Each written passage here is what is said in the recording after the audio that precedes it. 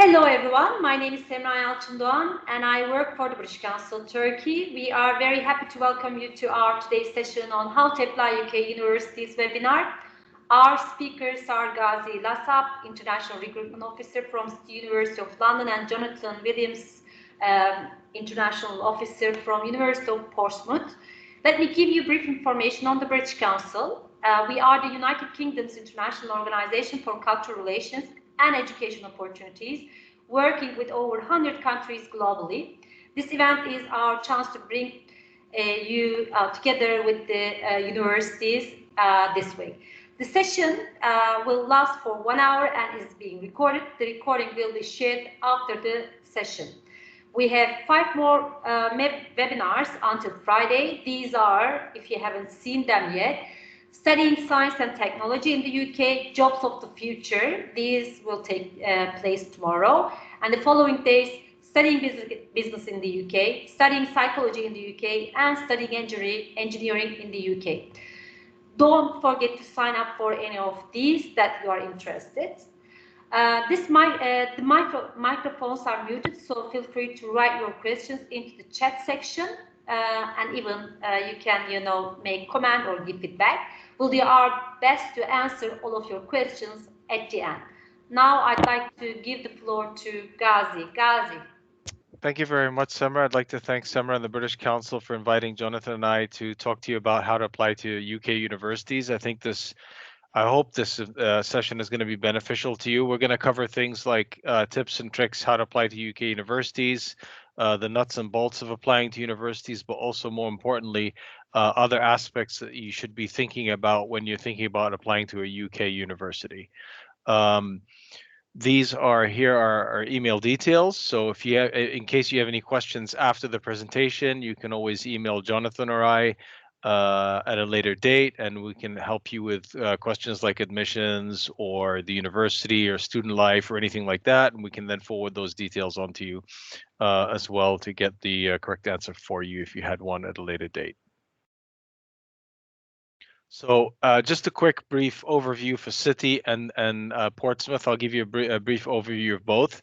Many students ask us what are our top ranked programs. One thing about City is that we're part of the University of London. So what that means is it's a federal system of universities, and there are specialized universities within that system. So for example, UCL is one university, Queen Mary University of London is another one. And there are many other universities within the system. So sometimes students get confused and they compare us to, let's say, an American university, so forth. When they're thinking about that, it's a bit like University of California. You have UCLA, you have University of California, Berkeley, that type of thing. So there are specialized universities within that system. Our top ranked programs are business, journalism, psychology, radiography, and optometry. The reason why I bring those up is that many a time the student asks us, what are your top ranked programs, for example. We also offer almost the full breadth and depth of the academic disciplines, except for medicine. But we'll have areas within law, health, social sciences, engineering, computer science. And our main campus is very centrally located in London, near the city, near the banking area.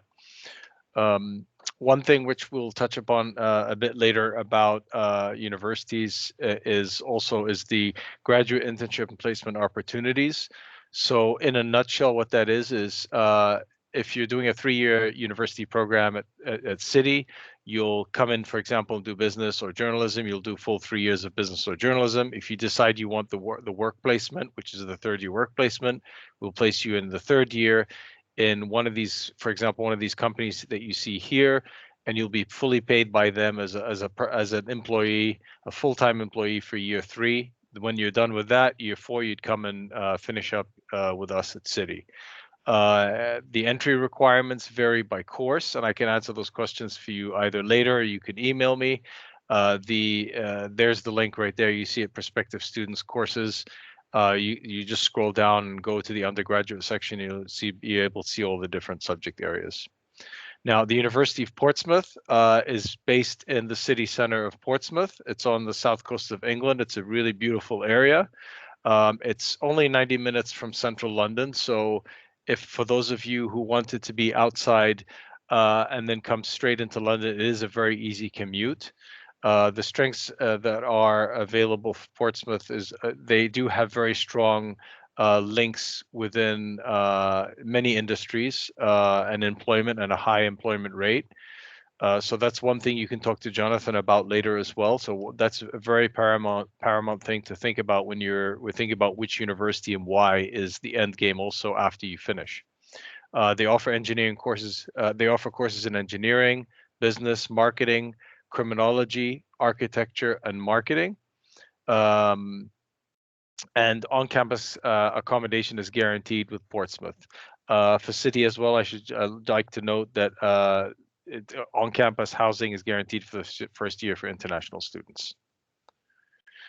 Now, the one thing to think about a university, I'll start off on the macro level, is you really have to be aware, and I get this a lot from many students that I meet in exhibitions around the world, or when I visit a school, or I'm meeting one-to-one with students and their parents, is that many a time they gloss over and they forget what kind of university they want to be in. For example, do they want to be in a big metropolitan campus? Do they want to have a green campus? Do they want to feel like they're part of the university, or do they want to be within a very big city? There are many students that I've seen that are amazing and excel in one area and they focus on one area, but then they're maybe not happy in outside the city, or they're not happy inside the city, and then that affects their studies. So really realistically think about what you want for yourself. Don't just put yourself into a box and say, I want to be here, or my friends are going here, or this is the top ranked program for this. It doesn't matter if I'm miserable in the city, because it will affect your studies. And also you have to take into consideration the cost of living. Whether it's if you're in the city, it might be a bit higher because you might be going out more, you might be paying slightly higher accommodation costs.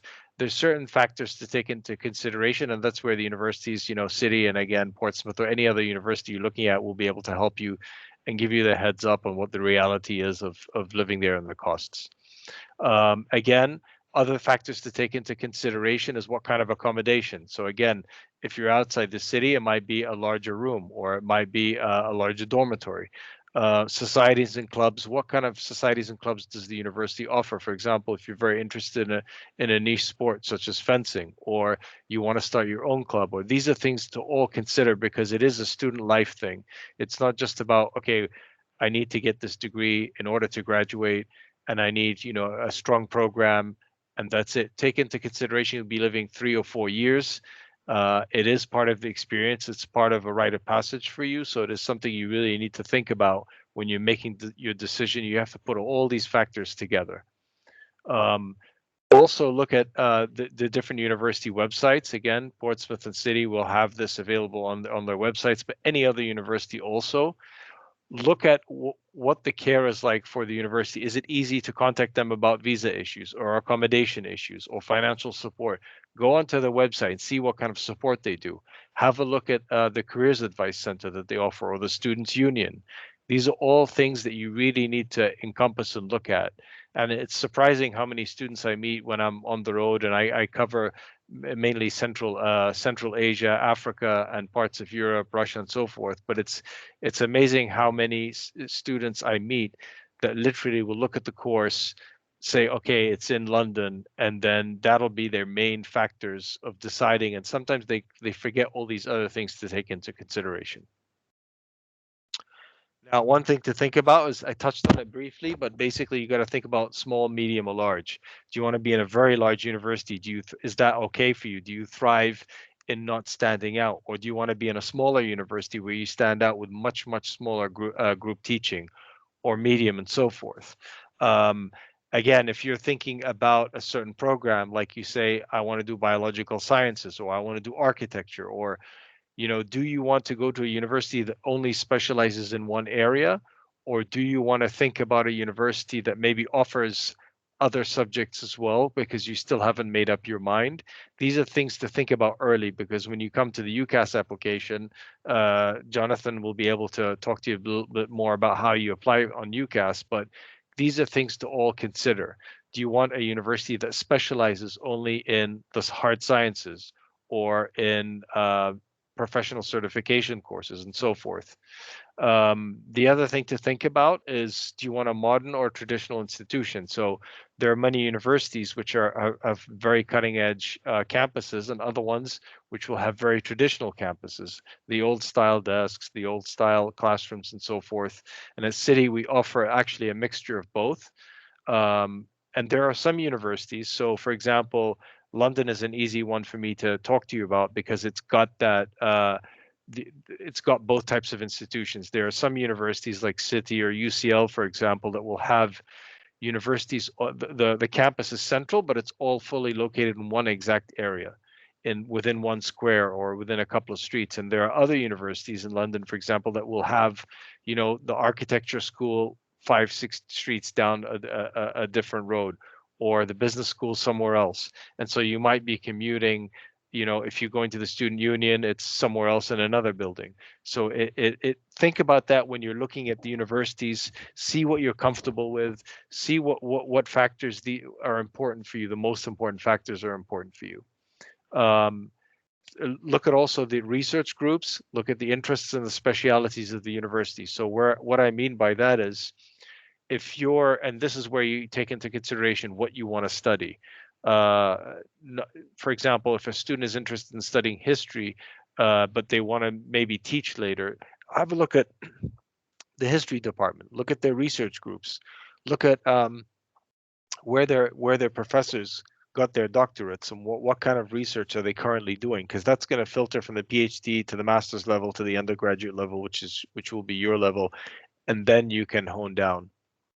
So these are all different things to really start thinking about before you even start an application.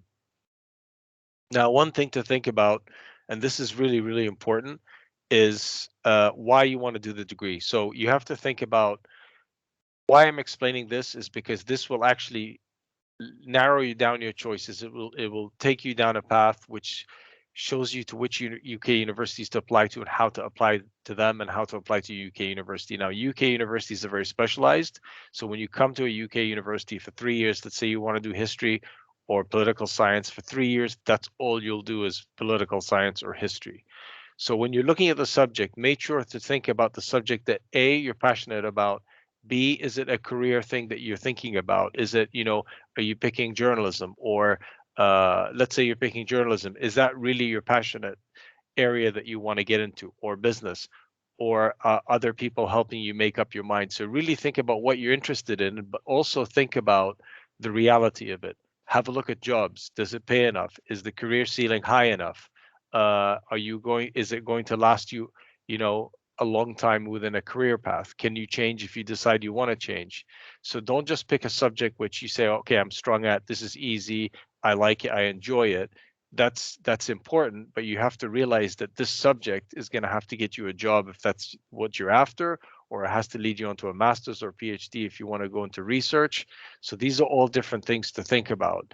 And this is probably the most time-consuming thing to get when you're picking a UK university, because most universities in the UK, after you finish the first year, at City, for example, if you start off at business management, you're able to possibly change after the first year into marketing, for example, but you can't change the subject area. You'd basically lose that year.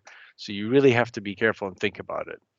Again, when you're looking at the job descriptions, it's very early. I know it's very difficult, but if you're thinking about doing, let's say, a history degree, and you're thinking, what jobs can I get? Start looking at jobs as if you were looking for a job. You'll find the job, you'll find the job description, you'll find what they're after. You'll realize if you're really passionate or not about it, and then you'll know where you're going with your degree and why you're going there. And this is going to help you to write your personal statement. And Jonathan will touch up on that a bit later down the presentation. Now, university rankings, be very careful when you're looking at university rankings. And what I mean by be very careful is that look at the university rankings by subject area. Look at the university rankings by subject area. And I say this because many students consider, the top ranked universities names that they've heard of and so forth, and they look at like the world rankings, but you really have to look at what the university is good at. So a university could be ranked 200, but they have a much better, let's say history program than the university that's ranked maybe 50. It just totally depends. So you really have to look at the different types of rankings. You can look at them overall, like the Shanghai ranking, you could look at the QS and so forth, but I would definitely urge you to look at the university league table rankings, and that will give you an idea on how strong that department is. When you get to the league table rankings, don't just look at the overall ranking score, but look at the actual teaching ranking versus, teacher to student ratio and satisfaction in that. Those, of course, are important, but you want to look at the quality of the research as well. And that's how you can make up your mind what's the most important for you, because every student, prospective student, it's going to be different. One student might say, student satisfaction is the most important factor for me, or this and that and so forth. So these are all different ways you can look at the rankings. Again, make sure that you pick a course that's good for you. You could go to, you could look at a journalism program, for example, in the UK and say, wow, this one's ranked really high. But then you find another journalism program that's ranked maybe 30 spots or 20 spots or 10 spots lower. But that course is actually more tailored to what you're after and maybe has a better employment rate, as in placing students within the industry. So these are all things you need to think about. You can look at it from different angles. Now, choosing the course, there are add-ons to choosing the course. So as I was talking about earlier, once you've thought about the course, you've decided this is the kind of course this is the course I want to do. So for example, again, I'll just use journalism as an example. Once you've picked the course or courses, at the 5 universities that you're picking, then also look at their study abroad programs. Maybe that you want to, it is an option for you to study abroad for a year. And maybe you decide, I'm going to do a study abroad year because down the line, I might want to work in this country, or I want to get a take or some experience within this type of, journalism in this country, or history or political science or economics or whatever it is. And these will open up your networking opportunities as well within that country, within that university, if you decide you want to do potentially a master's later or a PhD or a different type of course. So these are all things to look at. Have a look at the study abroad programs and the experiential learning that these universities will offer you as well, because that is a definite plus to you doing your undergraduate degree. And we've just put a couple of examples here from City. In the US, we have Emory University. We have courses obviously in South America and Australia, Europe and Asia and so forth. At Portsmouth, again, Australia, Brazil, Spain. So have a look at these different areas that you might be interested in. That might be at top ranked universities. For example, National University Singapore is ranked 10 or 12 in the world, depending on the ranking you look at for most courses. So these are aspects to think about when you're picking a university. I'm going to hand it over to my colleague, Jonathan, who's going to tell you a little bit more about the nuts and bolts of applying, and then we can take questions and answers for you at the end of the presentation. Thank you, Ghazi. And hi everyone, thanks for joining us. So looking at the application process, it's important, I think, firstly to point out that in the UK, we start the application earlier than in most countries. So you wouldn't be waiting until you have your high school diploma or your IB results or A-level results. We actually start more or less a year in advance in terms of when you start the process, and some people would even start further in advance. So they might start off very open-minded. They might start out like here and gradually move in and focus in on their subject, and then in turn on their university or city as well. But with the UCAS application cycle, it does have a deadline of mid-January each year, and that's the year preceding the year of your start date. So if you're starting, for example, in September 2022, the UCAS deadline would have already passed for you. So you would apply with your predicted grades, or you would apply with your grades from recent years. And the admissions team at the UK university would require these in order to make you what's called a conditional offer. And that sets out for you really what grades you need to achieve from your high school diploma in order to get direct entry onto the course. So yeah, looking at your entry requirements is really, really important. Having an idea of where you stand academically, so that you can look at your options and think, where do I want to be considering? And with UCAS, the really important thing is that there's a small fee involved with the UCAS application as opposed to the direct applications, which tend to be free directly via the university websites. But with UCAS, it really helps for those students that are out here and maybe less focused. So in essence, it's one application that you submit, and that one application goes to 5 different universities, or it can go to 5 different courses. And yeah, it provides you more options for when you are maybe less focused. Maybe you don't know which university you want to go to, or you're not 100% sure on the course. So it gives you, yeah, options rather than the direct route where you submit one application for one course. So swings and roundabouts, really. But with the UCAS applications, well, there is the January deadline compared to with direct applications when there's not really a deadline. However, it's recommended again that you do apply in advance of completing your high school diploma. That's because some of our courses are oversubscribed, are very popular, and they can actually close. So if you do apply in the summer, in August, September, it might be the case that you miss out and you lose a year, which is not what we want to happen. In addition to commencing the university direct into year 1 of the bachelor's degree, you can also consider a foundation degree as well, or a pathway. So there are a number of pathways, foundations at universities, but we also work with pathway providers such as Kaplan, such as Navitas. So some universities have their own on-campus college partner that provide that as well. That's a guaranteed progression route onto a number of different courses. This can be useful as well if a student needs to improve their English in advance of commencing their studies, but it also provides a solid base to ensure that students are successful once they actually start their course at year 1. So it improves your academic English, but you'll also get a strong base in technology, in engineering, or in mathematics, if that's related to one of your courses, or in the arts, in media, and start to develop your portfolio of work like that. So the foundation degree is definitely not to be looked upon negatively. It's a chance for you to ensure you're going to be successful once you start your degree. It is an extra year of your time and your investment as well, but for certain students, it is the appropriate route into UK universities.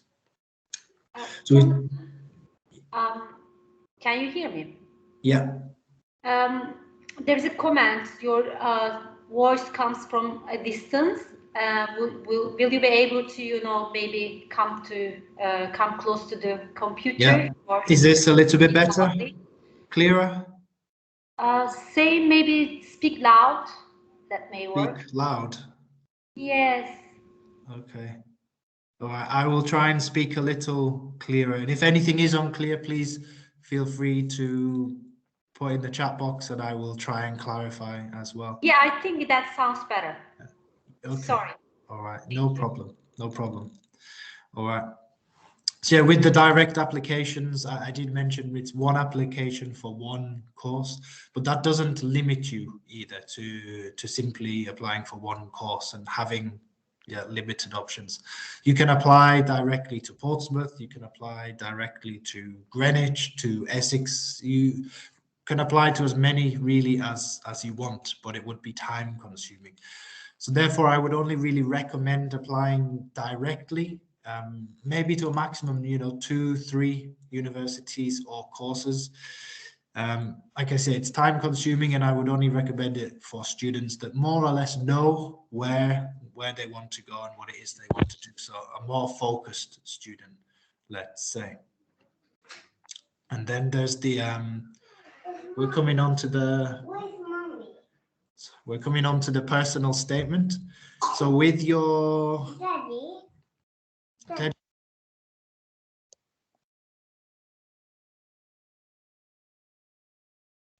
Sorry, my son has come in.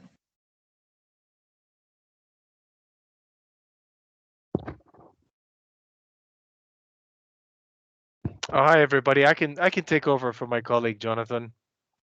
You can hear me, yes, Samra? Yep.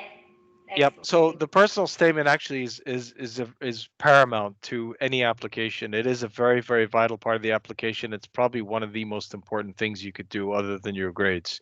So in the personal statement, what universities are looking for, depending on the program you're actually applying to, literally it's a very big difference between applying to universities in the UK versus anywhere else in the world, especially if you've been looking at maybe a university in Canada or maybe Australia or the US, that type of thing. 90% of the personal statement needs to be very focused on the course you're applying for. So it needs to talk about why you want to do that subject, what you want to do with that subject in the future as in a career, what type of position, why you have an aptitude for the subject, if you've done any projects or work experience, such as an internship or anything like that, even at school or a project. Make sure that that is focused to the subject area. Don't go on about, I'm the best chess player in school and this type of thing. Keep that as a minimum of one or two sentences, an extracurricular type statement. So, and the reason why I emphasize this is because they really are looking at the personal statement in order to make a judgment on who to accept for the course. There are many factors, of course, that look, again, like I said, they're looking at grades, but to be honest with you all, the personal statement, as long as you have the entry requirements for the grades, the personal statement is really what's going to make you shine out, because a faculty member is usually reading this and they're saying, why should I have student A over student B? They both have the same grades or very similar, but this student is very focused. This student is knows what they want to do with a degree, and I want to give them a seat in the classroom. Don't forget that as a student, this professor's probably been teaching this subject longer than you've been on this planet. So they're thinking, wow, okay, this student is amazing. They're focused. They really deserve the seat in the classroom. They're very interesting, and it's viable. So always think how you can utilize the personal statement to your advantage. As I said, look at careers, look at what are you really good at within the subject area? Why do you feel you can apply yourself to the subject? And how are you going to sell yourself, basically? And that's why I was earlier emphasizing in the presentation, if you start looking at jobs now as if you're looking for a job, you'll know why you're doing this degree. You'll know why, oh yeah, it's because, wow, I think I really like this job and I think I'll be good at it. And I can see where my career is going, and I'm going to apply myself to this course because this is what I'm going to do with it. You could be the best student all in the whole school and you have the perfect grades, and you apply to a history degree, and if you've got the wrong vision or the wrong focus, they're going to say this student doesn't really know why they're applying for this course. Yeah, they're an amazing student. They're very interested in the subject, but they haven't shown me why they're interested in the subject, how they're going to apply this subject. So be very careful and utilize the personal statement. I'll hand it back to Jonathan real quick, and he'll just talk to you a little bit about English and so forth. Yeah, thank you for saving me there, Ghazi. No worries. Apologies. Yeah, so again, at a big point, we do have pre-sessional English at the universities in the UK, which is for students that need to improve their level before starting.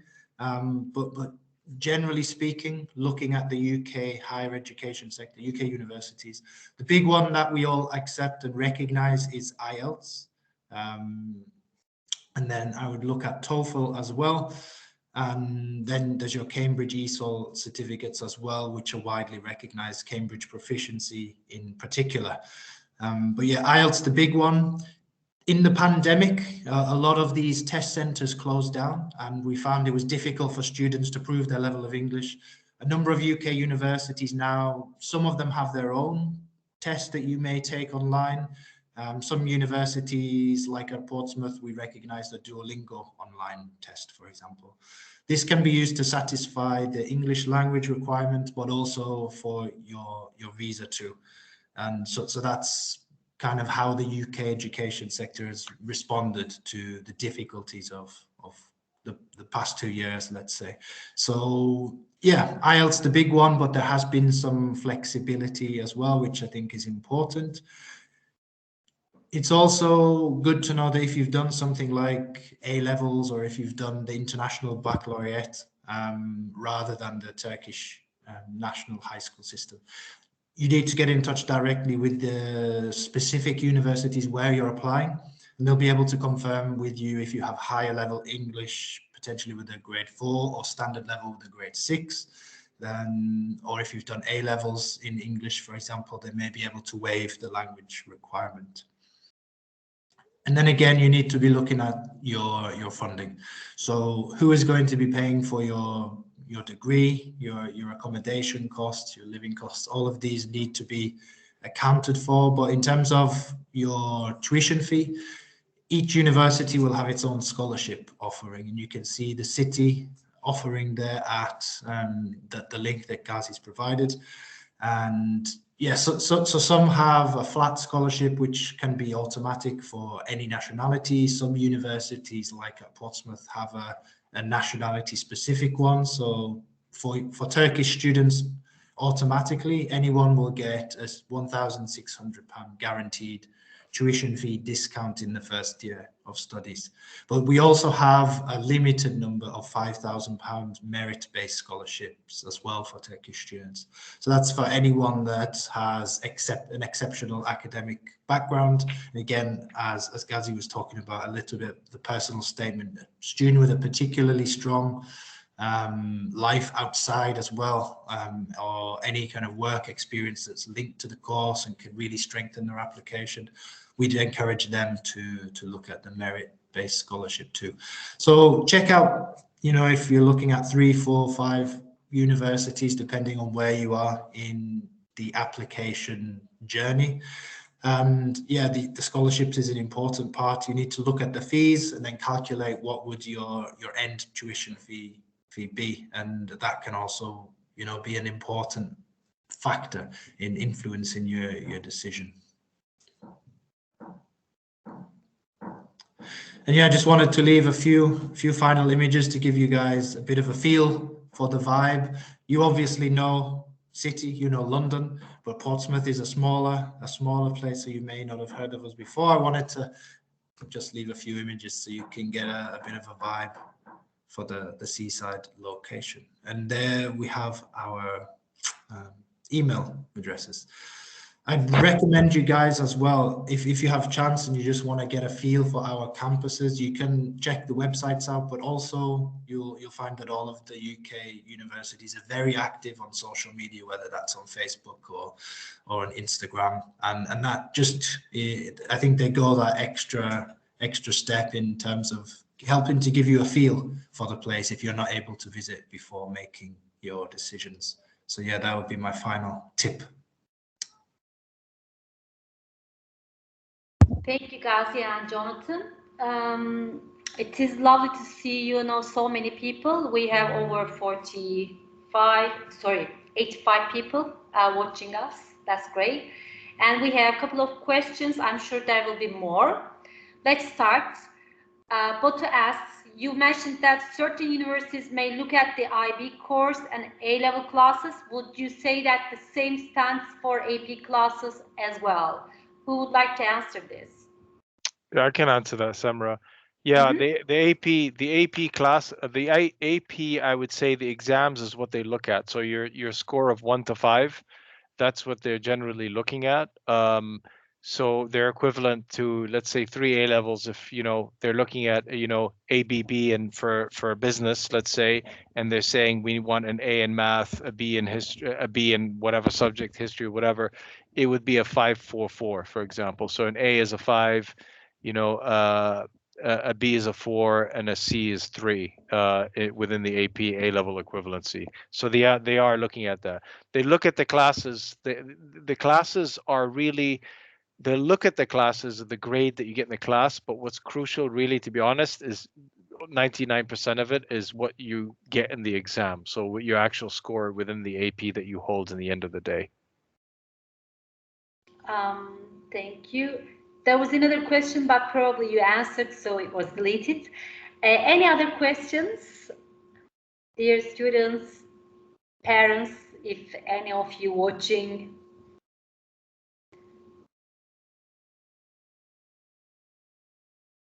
Yes. Any questions?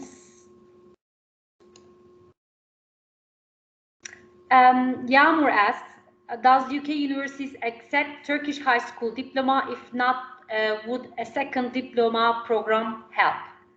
So I'll answer. It's going to be different for every university. I'll answer, and Jonathan will answer from his end. It will depend on the university you apply to. Some won't take the diploma. Some will take the diploma, across the board. Some will only take the diploma from certain schools in Turkey. Again, and then some will say you'll need, when they say we don't take a diploma, they will take a foundation year instead.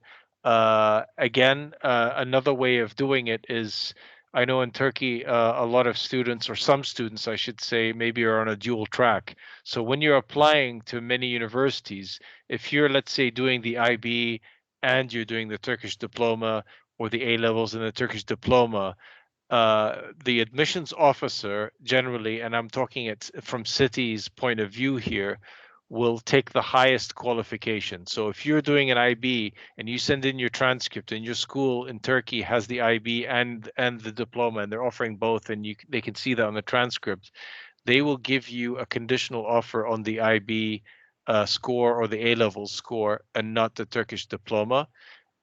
So if you end up contacting admissions, say, hey, can you consider me also for the Turkish diploma?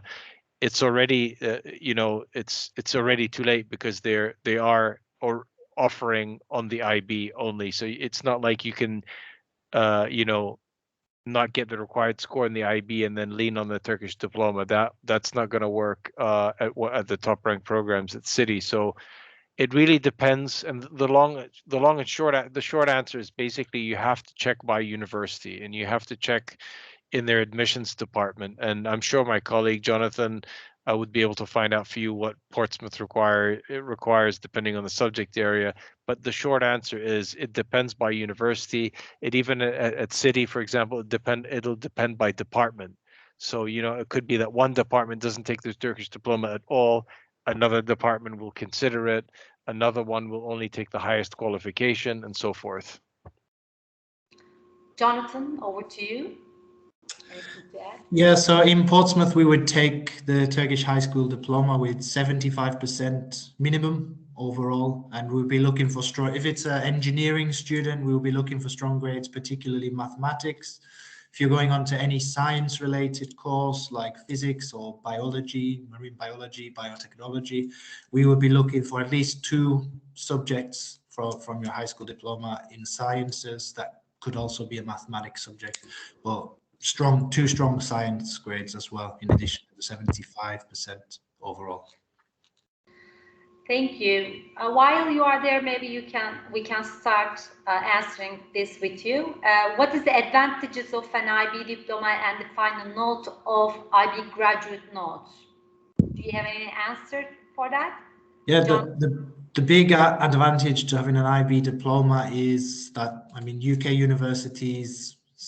universities all around the world really hold it in high regard. So people that come and have studied the IB diploma usually end up being at least trilingual. They come through, they've studied in English, and they'll have that high level of academic English as well. So usually one of the big advantages is that you don't need to take an English test. You don't need IELTS. You don't need TOEFL, things like that. But also what I would say is, through my experience working with IB students and IB schools, the way that students are taught in these institutions is maybe more comparable to some aspects of education in the UK. So I think IB students are well prepared, and I think they fit in well as well in the UK. Ghazi, anything to add in your side? Yeah, definitely the IB students, we noticed at City and other universities that they're not, like Jonathan was saying, well prepared, but it's an easier transition for them into university life. Many of them don't struggle as in other, I guess, in other systems, even the systems that I find very, very challenging. From that student systems come from challenging systems. The IB actually prepares you really well for university life. but also, of course, giving you the skill set to be able to succeed in those courses and to make you think for yourself instead of just memorizing information and subjects and so forth. They're actually giving you the skills to excel in the subject areas and develop your writing skills, for example, as well. Yes, basically the skills that you need, it is totally different than the, national diploma or standard high school, education. How much will it approximately cost to study and live in the UK for years? Maybe we can, give a kind of rough idea about studying a year, and then you can, calculate. Just to, again, echo here, normally undergraduate programs are 3 years. If you are required to study a foundation, then 4 years. I can maybe, give a kind of rough idea. Approximately, it depends on the, universities and locations. Approximately tuition fee costs around between 17,000 to 22,000. So for some universities, even more if they are competitive universities or the programs are competitive, or a course, the courses, require laboratory work, then it goes up to 25,600. MBA or, medicine courses goes up to 35,000 pounds. And on average, living cost is around 10 to 12,000 pounds per year. So approximately, I would say 30K minimum. But of course, living cost is really, it really depends on your habits, your, lifestyle. It may, go slightly down or more depending on your living standard. Would you like to add anything, Ghazi or Jonathan? No, generally just to say that it is about £20,000 per year as a rough average at City, and basically the housing, to be honest, is very, very competitive at our university and most universities in London, just because the accommodation is subsidized by the university. So I know a lot of students internationally say, "Oh gosh, London, studying there, I don't know, it's expensive." It's actually the rent that's normally expensive, the rent for an external person. So if I came to England, wanted to live here, yes, the rent is expensive as a private person, but as a student, I'll be on campus. So it is there are very, very competitive rates on campus, and London, of course, has discounts for everything as a student across the board. Jonathan? Yeah, so at Portsmouth, your tuition fee is going to be around £15,000 for each year. So let's say 45,000 total for the 3 years.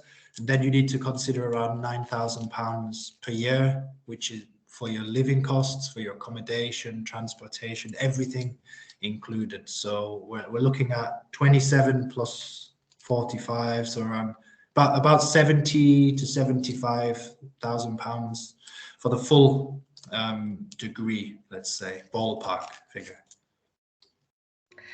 Thank you. Which university rankings should we consider for UK universities? Jonathan already answered this. The Guardian ranking is useful. Also the Times ranking, and there's National Student Survey, results. These are all should be used actually as a kind of reference, not the, kind of, how to say, it shouldn't be in the center of, you deciding barely, based on the these rankings.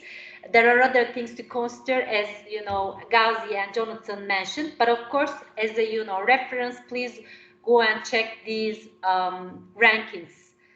Basically, we have a lot of questions now, so I'm going quickly. Which university I can go in UK for software engineering? City and Portsmouth. Do you offer this? And Guardian's best universities can give you an idea. There are, rankings that you can check. City and Ghazi and Jonathan, do you offer these programs? We do at City, and also just to let you know that, yeah, software engineering is widely offered in many universities in Britain. It might be under a different title, obviously, of course, under computer science. It might be part of that degree, but it is widely offered. And generally, when you drill down to, let's say, the master's level, that's where they'll drill down to really specialize in a specific area within computer science. I'll hand it over to Jonathan for his take on Portsmouth. For your search, I also post the link of our Study UK website. You can search courses there as well. And let's move on to Jonathan. Do you want to add anything? Sorry. No, it's all good. Yeah, just add that we do have software engineering, we have computer science, we have computer engineering as well. So yeah, a number of courses, yeah, in computing. Are there any scholarships available for architecture departments? Any specific information you may have, Jonathan and Ghazi? Over to you, Jonathan, because we don't have architecture. Oh. Yeah, so we do have architecture. We have interior architecture as well. There's no architecture specific scholarship, but we do have, the guaranteed £1,600 tuition fee discount in the first year for Turkish students. And then you could also consider, if you're a highly achieving academic student, then you could look at the £5,000 scholarship as well. Thank you. Gamze asked, is it necessary to enter the Turkish National University exam and receive a certain score in that exam for some equivalence? It depends on what subject area you will study. Universities may not necessarily know. It is as part of the equivalence, policy of Higher Education Council. So you will have to check their website. But yes, for an automatic, equivalency, Higher Education Council asks either you register with a university who are ranked high ranked, or you sit in the get a high score of in the subject area, your chosen area in the exam, basically. Please make sure that you check Council of Higher Education's website, YÖK's website. Not necessarily for all subjects, but some certain subjects like medicine, architecture, law. These might be the subject areas you may need to get a score, basically.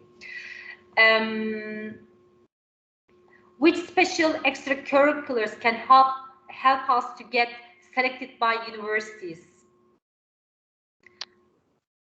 Basically, with extracurricular activities, they really need to be focused on your subject area when you're thinking about extracurricular, as in maybe you did a project for for business, or you did, for example, a charity that generated money, funds, or something like it has to be related to the course so you can apply it towards the course that you're doing.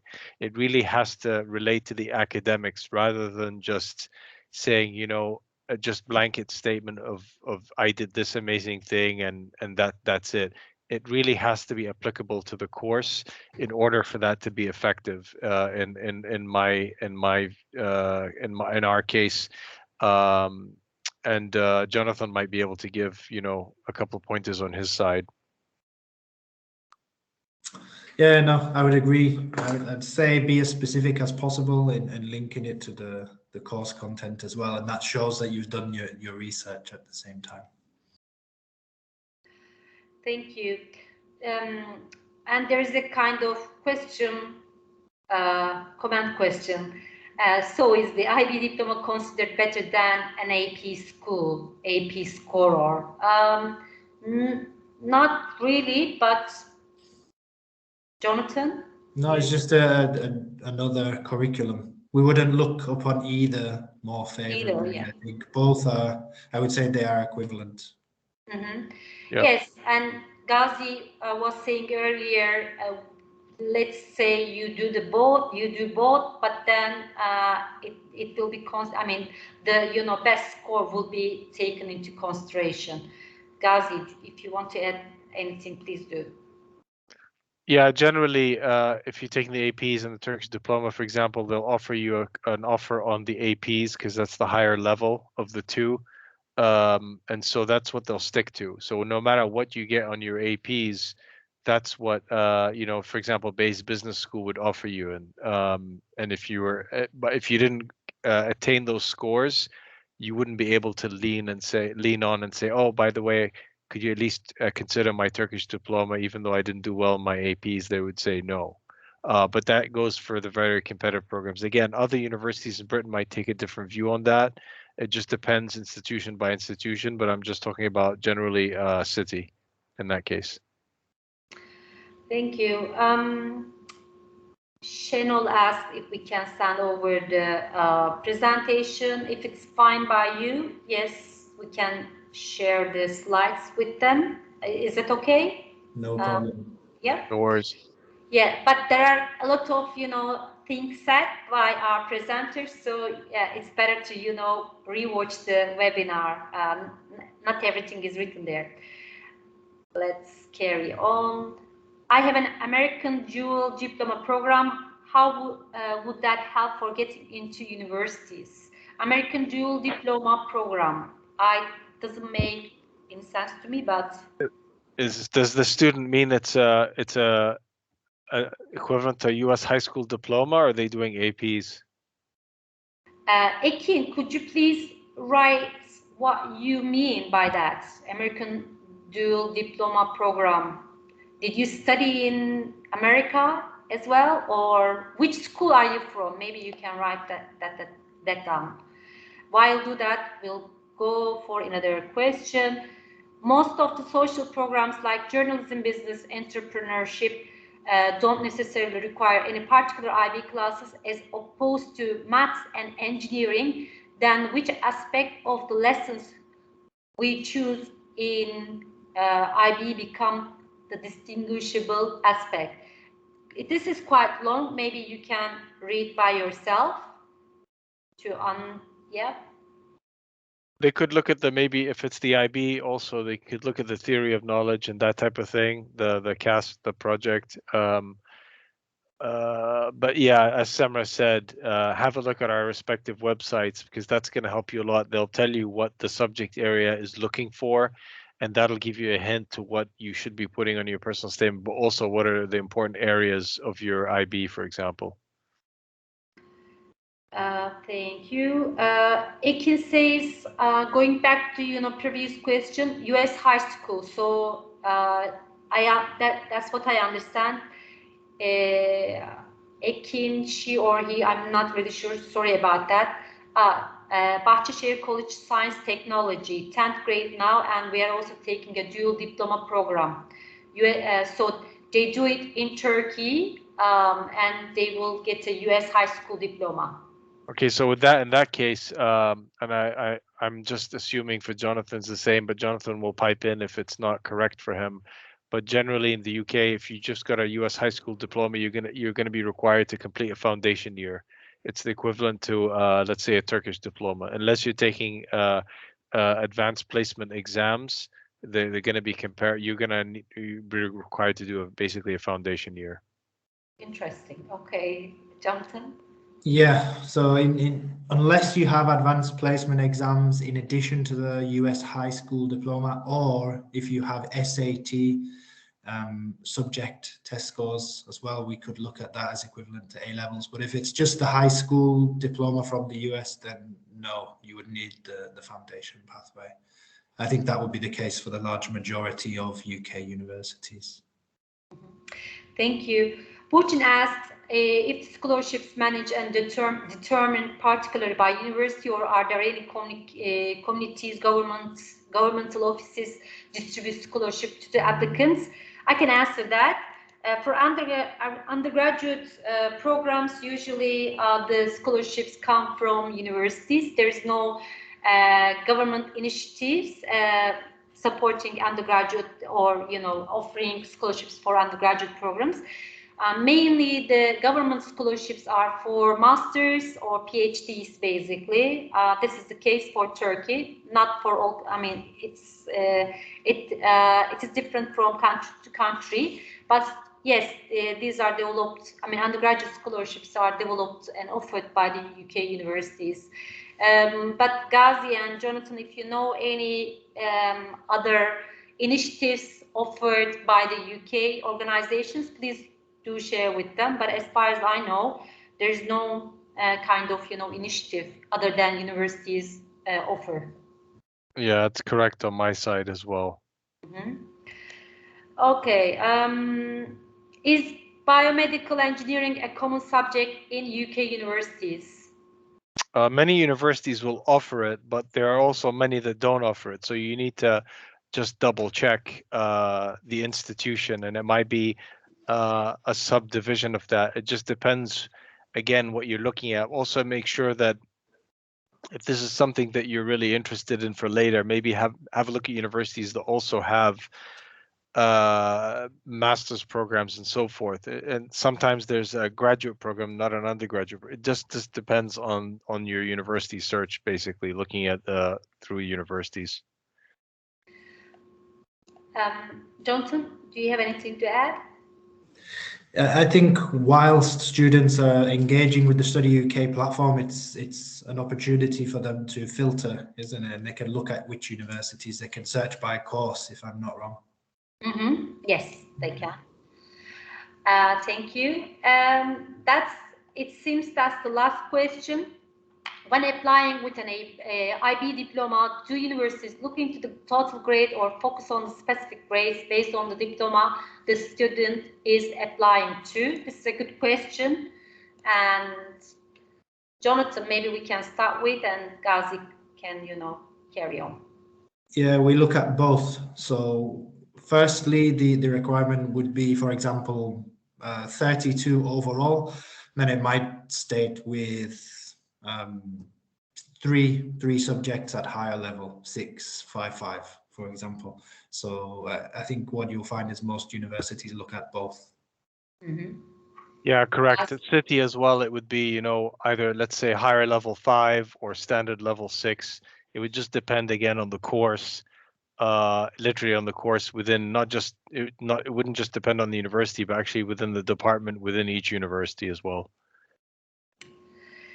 Thank you. This is timely. We don't have any other questions. Then we can close the session. Ghazi and Jonathan, thank you for this informative presentation and answering all these questions. And thank you who joined us to watch this today.